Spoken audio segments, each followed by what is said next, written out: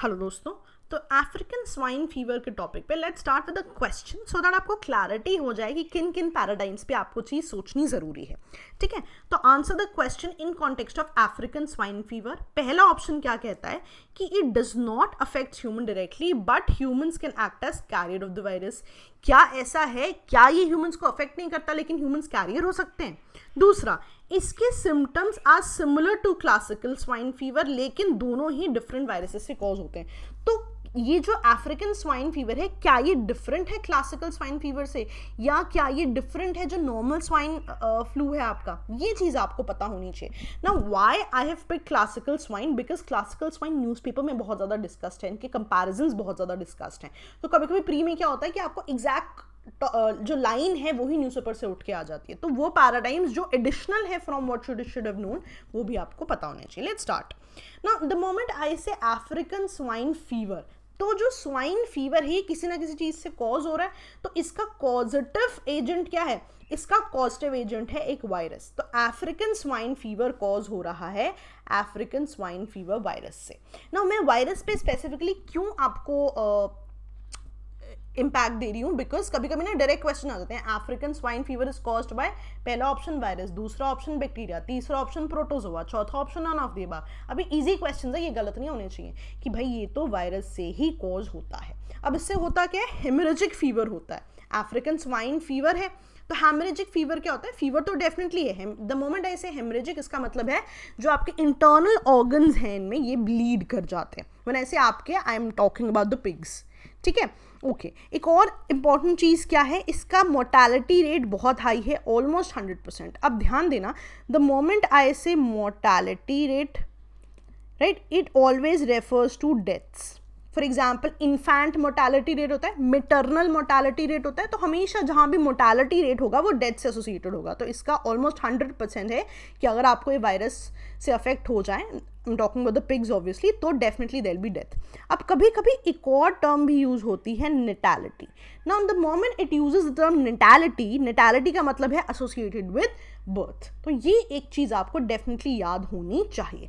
ठीक है, now why I'm talking about this, topic से थोड़ा डिफरेंट है बट एक आपका जो बहुत स्पेसिफिक सा टॉपिक है जो प्री में भी आता है, डेमोग्राफी। ठीक है, पॉपुलेशन से एसोसिएटेड टर्म्स। तो ये मैंने बैक टू बेसिक्स में कवर की हुई है। 14 मिनट अपनी जिंदगी के आप यहाँ दीजिए, आप देखोगे बहुत सारी टर्म्स आपको ऐसी की ऐसी याद हो जाएंगे। ठीक है, now coming back to the topic, इतना आपको समझ में आ गया। एक वायरस है, हेमरेजिक फीवर होता है, मोर्टालिटी रेट बहुत ज़्यादा हाई है। एक और इंपॉर्टेंट चीज़ क्या है, इट्स अ डीएनए वायरस। अब ध्यान देना, जब भी आप वायरस की बात करोगे ना, दो तरह के वायरसेस की बात होती है, RNA virus and DNA virus. ठीक है, अब गो बैक एंड चेकआउट कि अफ्रीकन स्वाइन तो आपको पता लग गया डीएनए से है। कोरोना वायरस कौन सा वायरस है? क्या कोरोना एक डीएनए वायरस है या आरएनए वायरस है? आपको और ज़्यादा क्लैरिटी हो जाएगी if you check it out yourself. ठीक है, तो just go back and check it out, और आप चाहो तो इसको कमेंट बॉक्स में भी लिख सकते हो। ठीक है जी, चलिए आगे आते हैं। अब ये जो अफ्रीकन स्वाइन फीवर है या वायरस है, किस तरह से ट्रैवल करता है? सबसे पहले ना, ये जो ट्रैवल करता है ये टिक्स की वजह से करता है। टिक्स क्या होते हैं? कुछ इस तरह के इंसेक्ट्स होते हैं। नाउ सी व्हाट हैपेंस, जब ये इंसेक्ट्स वाइल्ड बोर्स को, है ना, जो वाइल्ड पिग्स होते हैं, पहले क्या होता था, डोमेस्टिक पिग्स में था ही नहीं है, इवेंचुअली फैलने लग गया। इनिशियली ये वाइल्ड पिग्स में ही होता था। तो ये जो टिक्स हैं, जब ये फीड करते हैं वाइल्ड बोर्स पे, तो क्या हुआ, अब ये वायरस आ गया इन टिक्स में। अब ये टिक्स जो है जब नॉर्मल डोमेस्टिक पिग पे फीड करेगी या बाइट करेगी उनको, तो ये वायरस से ये जो पर्टिकुलर वायरस था ये टिक में आ चुका था, अब ये वायरस जो है डोमेस्टिक पिग में भी आ जाएगा।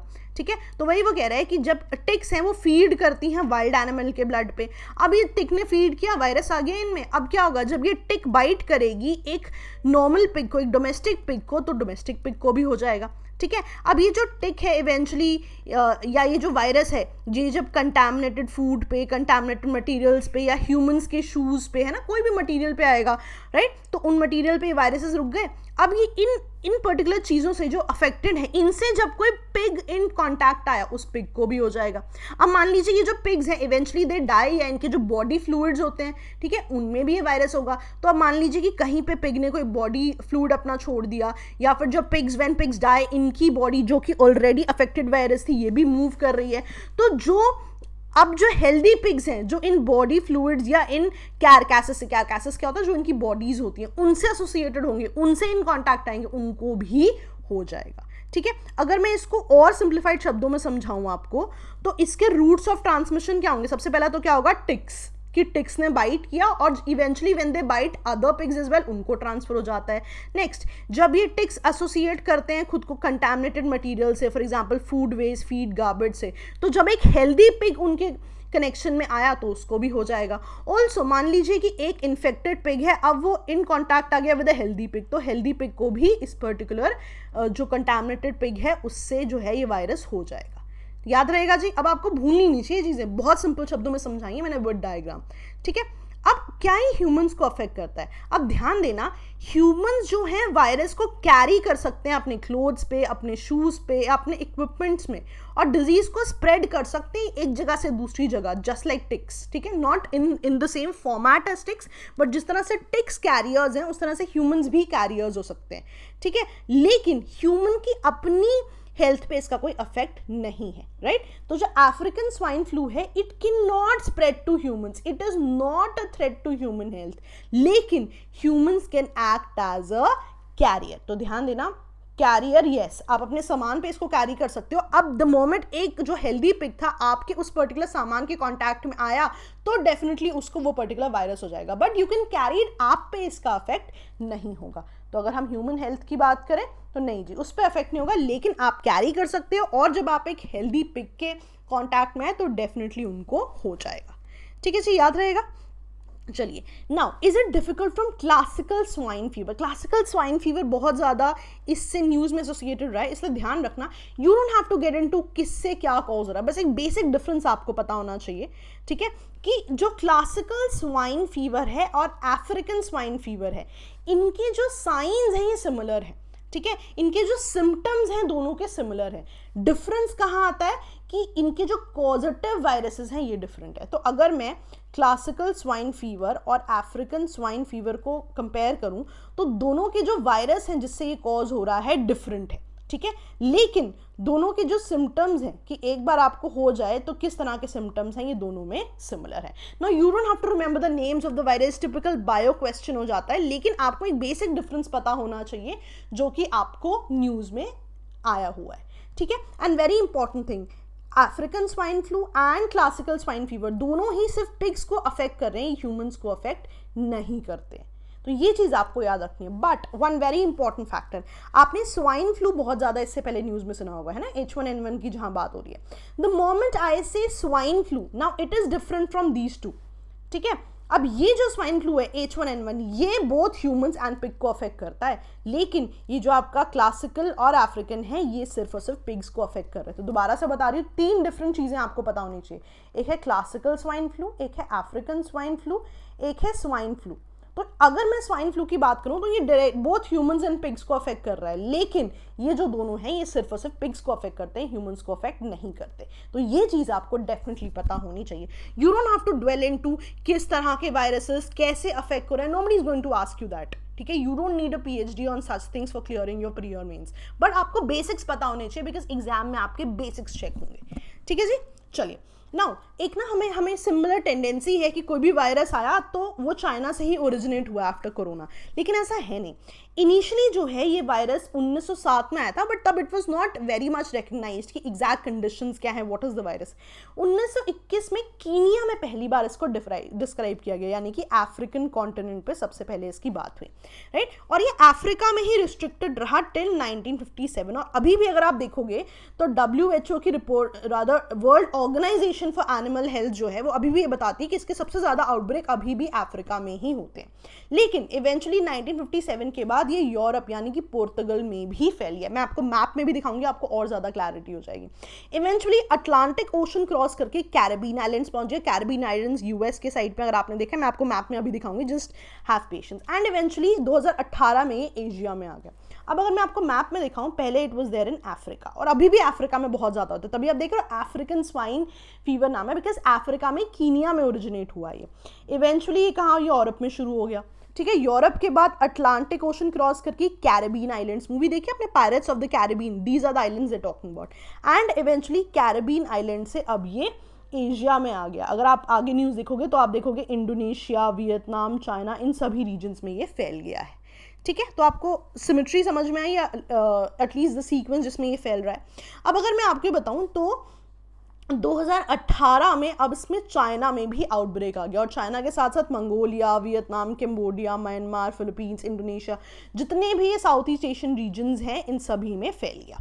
ठीक है, तो आप देख रहे हो कि फाइनली इन सभी रीजन्स में ये आ चुका है। ठीक है, अब अगर हम इंडिया की बात करें, इंडिया में सबसे पहली बार बहुत ही रिसेंटली फर्स्ट टाइम ये डिजीज जो है ये रिपोर्ट हुआ, और स्पेसिफिकली कौन सी स्टेट्स में, आसाम और अरुणाचल में। ठीक है, तो आसाम जो है one of the most rather pig की पॉपुलेशन यहाँ बहुत ज़्यादा है, तो आसाम और अरुणाचल में they were suspecting this particular fever, तो उन्होंने जो सैम्पल्स हैं वो सेंड किए थे to national institution of high security animal diseases in Bhopal, और उन्होंने पॉजिटिव टेस्ट किया कि हाँ जी यहाँ पे अफ्रीकन स्वाइन फीवर अब इंडिया में आ चुका है। ठीक है, ओके। अब एग्जैक्ट ओरिजिन अगर हम इंडिया की बात करें तो वो कह रहे हैं जो ऑफिशियल्स हैं कि ये तिब्बत से इंडिया में आया है, तिब्बत से अरुणाचल एंड देन असम। ठीक है, और एक तिब्बत से स्पेसिफिक प्रोविंस से आया है, लेकिन there could be a possibility कि तिब्बत से आया है, they are not very sure, अभी तक सस्पेक्शन ही है इस पर्टिकुलर चीज़ में। अगर आप देखो तिब्बत से eventually Arunachal, this is Arunachal and eventually Assam में। ठीक है, तो ये चीज़ आपको समझनी बहुत ज़्यादा ज़रूरी है। अब आसाम, अरुणाचल, इन सब रीजन्स ने किस किस तरह के स्टेप्स लिए हुए हैं। सबसे पहले चीज़ ध्यान रखना, ASF की कोई जो अफ्रीकन स्वाइन फीवर इसकी वैक्सीन ही नहीं है। ठीक है, तो इन्फेक्टेड पिग्स की कलिंग कर दी जाती है। ऑल्सो अब जितने भी डेड पिग्स हैं उनको बरियल कर दिया जाता है ना, द मोमेंट दे डाई इनको बरी कर दिया जाता है with salt and bleaching powder to contain the virus. लेकिन अब इसमें दिक्कत क्या है कि आपने जिनको बरी कर दिया वो तो ठीक है, लेकिन जो पिग के रिमेन्स हैं, मान लीजिए ये रिवर में चले गए, तो अब रिवर को तो आप कंट्रोल नहीं कर सकते, बिकॉज वाया रिवर ये आगे की तरफ फ्लोट कर जाएंगे।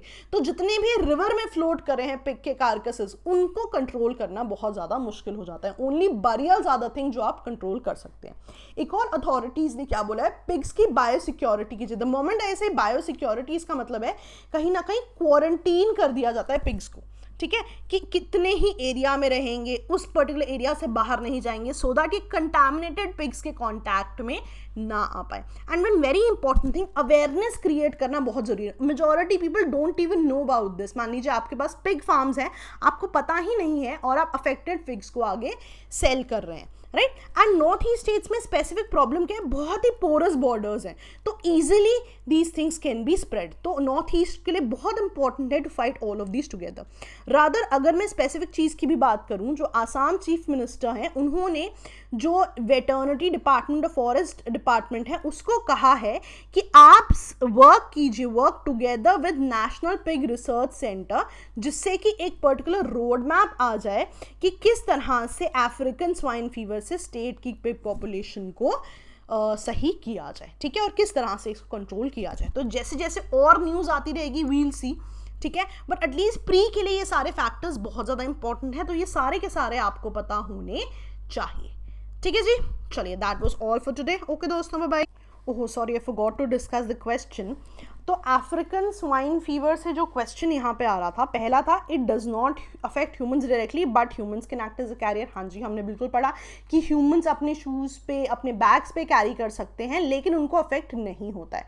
दूसरा, हमने क्लासिकल स्वाइन फीवर से क्या पढ़ा था, हमने पढ़ा था सिम्टम्स सिमिलर हैं पर वायरस अलग है। वही तो वो कह रहा है कि आपके सिम्टम्स एग्जैक्टली सिमिलर है, लेकिन वायरसेस डेफिनेटली डिफरेंट है। तो आपका आंसर क्या आ जाता है, बोथ 1 and 2। तो ये चीज़ आपको याद रहेगी। और जब हमने इसे स्वाइन फ्लू से अफेक्ट किया था, कंपेयर किया था, तो हमें क्या पता चला था, नहीं जी ये बोथ ह्यूमंस एंड पिग को हो सकता है, बट क्लासिकल और जो अफ्रीकन है ये सिर्फ और सिर्फ पिग्स में होते हैं, ह्यूमंस को अभी तक अफेक्ट नहीं कर रहे हैं। तो इवेंचुअली अगर कोई स्टडी आती है तो वील डेफिनेटली इंटीमेट यू कि किस तरह से इसको आगे पढ़ना है।